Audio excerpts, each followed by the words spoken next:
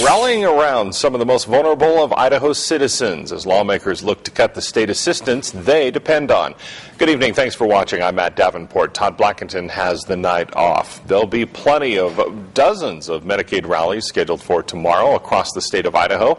The concern for those organizing the rallies is that lawmakers might cut funding to programs which offer financial assistance to those with disabilities.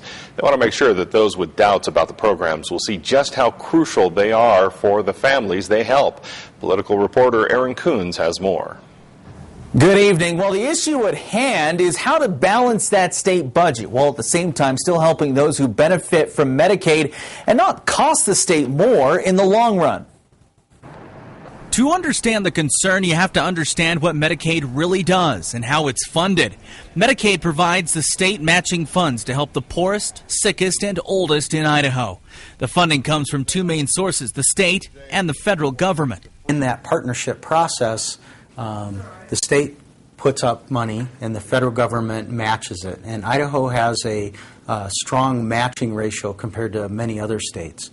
In other words, for every $30 the state of Idaho pays to the Medicaid program, the federal government matches it with $70. So if the state cuts $50 million in funding, the number being tossed around the legislature, Idaho would lose $166.5 million. About 50% of whatever the state cuts out of the general fund will come out of the eastern Idaho region, the Health and Welfare Region 7.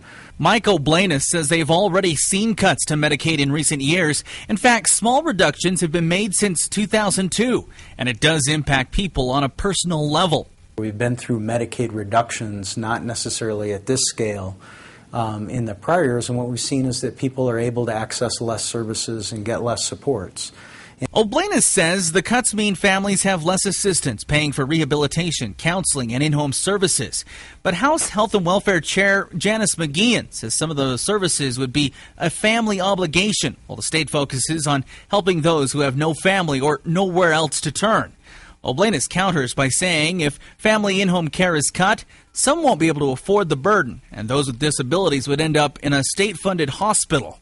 They're having to look at accessing, instead of community-based services like what we provide at Development Workshop, they may have to go into more restrictive levels of care, which might mean greater costs to the state of Idaho. By the way, the Development Workshop is softening that blow by bringing in some additional funds from the local community, something some lawmakers say others should already be doing. But it's harder for those, as you can imagine, smaller towns and counties. Back to you. Thank you, Aaron. The rally in Idaho Falls planned for tomorrow is scheduled for noon inside the Eastern Idaho Technical College cafeteria.